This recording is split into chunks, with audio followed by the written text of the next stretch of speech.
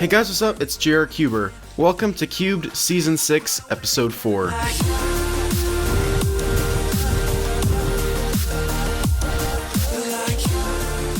So we're just going to go ahead and jump right into our monthly average of 12 / Q&A, still using the Owling V2, so yeah, let's get started. So the first question comes from RTM Donuts, and he asked, do you think the Gogol Yuxiao is overrated? Also, what do you think about the concept of the best cube on the market? I don't think the Yuxiao is overrated. I think it's a good cube. In fact, I think it's really good.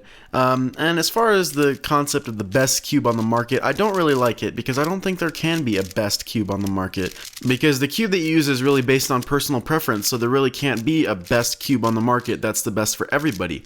It just doesn't work that way. Mad Cubers, will you consider learning some subsets like ZBLL, COLL, etc.? Yeah, I am interested in learning those subsets, but I don't think it's going to happen anytime soon. I haven't even finished learning OLL, and I haven't even been working on OLL at all recently, so I have no idea when I'll get around to learning any other subsets, but it's something that I definitely have an interest in and want to do, I just don't know when. David Reyes, is weight 1 good for hardware? Definitely not. Do not use weight 1 on hardware. You need to use thicker lubes like weight 3 through 5. Weight 4 and 5 are usually the best, and just any kind of thick lube works well, like Traxxas 50K, just that kind of thing. Cubing Mafia, how much money have you spent on Rubik's Cubes, lubes, and stickers? Collectively, probably around $2,000 or $3,000. It would be a lot more if I had to buy every single cube that I own, but a lot of my cubes were sponsored by The Cubicle and other companies in the past, so it probably would have been closer to like maybe $4,000 or $5,000 if I had to buy every single cube that I've ever owned. Wolf F2L, how do you feel about when people promote their channels in the comment sections of other channels? I actually don't think it's that big of a deal if it's done right. If they're like begging for subs and views and stuff and they're just not being very cool about it, I don't really like it, but I have found some really good smaller channels through doing that. They'll post a comment telling people to check out their channel, and sometimes I'll, give it a click and I find out that their channel is actually really good and they make some really good videos. So I'm not opposed to it, but it can get a little bit annoying when so many people do it, especially people who don't even have any videos up yet or anything like that. It can get kind of annoying. Adam Owens, if your YouTube channel failed, how would that affect your cubing life? Wow, this is an interesting question, and I think there's a couple answers to it. I would either get completely bored of cubing if my channel stopped and move on to something else, or I would devote all of my time to cubing and getting faster and learning more subsets and learning more algorithms and just becoming faster, because the main reason why I don't really practice anymore is because I'm making videos all the time and I don't really have time to practice when I'm always working on the next video. The only time I really practice is when I'm breaking in a new speed cube. So yeah, it could really either go both ways, but I'm thinking I would probably spend a lot of time on solving and getting faster.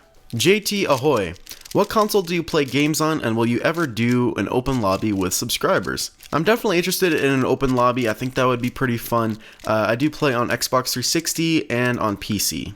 Harsh Kumar, why haven't you reviewed the Qi Thunderclap? You also said that it is very promising. Did it get lost or something? No, I still have it. The Thunderclap is one that I never actually lubricated or broke in at all. I've really hardly ever done any solves on it. So many people say it's really good, but I've really never used it, even though I have one.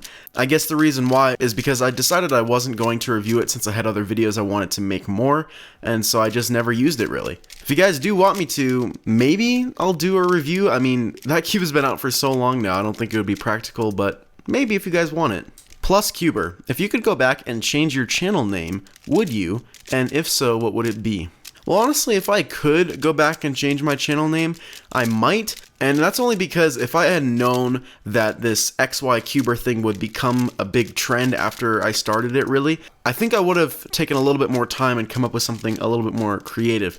When I started my channel, there were very few XY Cuber channels, and none of them were very big. So it was still pretty original at the time, and that's why I did it. And really, if I'm thinking back to it, I think I settled on JR Cuber for lack of a better name that I could come up with that was more creative. So maybe I would change it. I have no idea what it would be, but I might if I had the chance. The Ragtime Cuber, what are your tensions set to for 3x3? Do looser tensions really yield faster solves?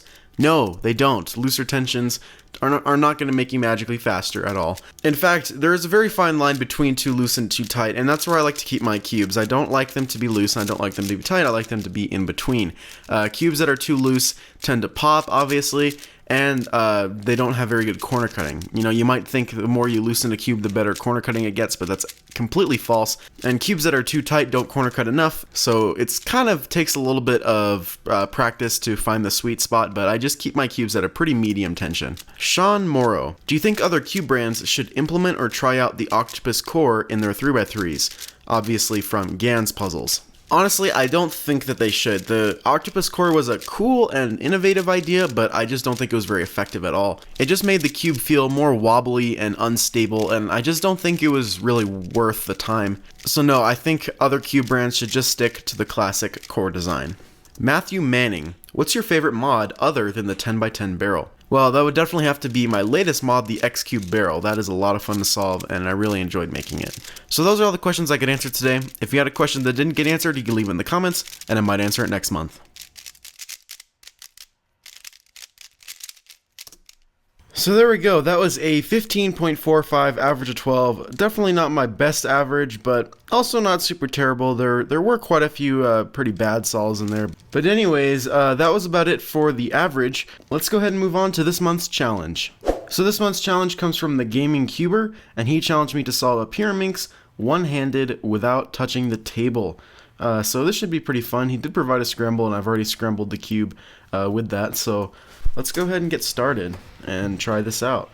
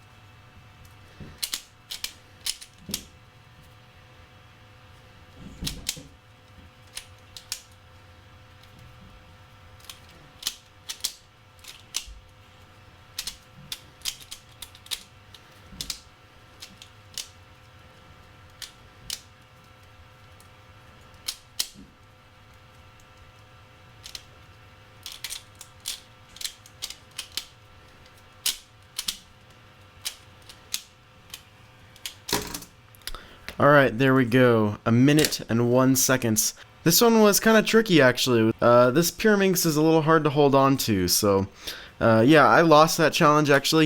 I think he got like 30 or 40 seconds, something like that. It definitely wasn't over a minute, though. Anyways, congrats to the Gaming Cuber for winning that challenge. Anyways, if you guys want to submit a challenge for next month, send it to me over at Twitter, preferably, or you can leave it in a YouTube message or on Facebook. It really doesn't matter. Just make sure that you record yourself doing the challenge and upload the video, and then send me the link to the video. That is crucial. I need that video in order to accept the challenge. So yeah, that's all for this month's challenge.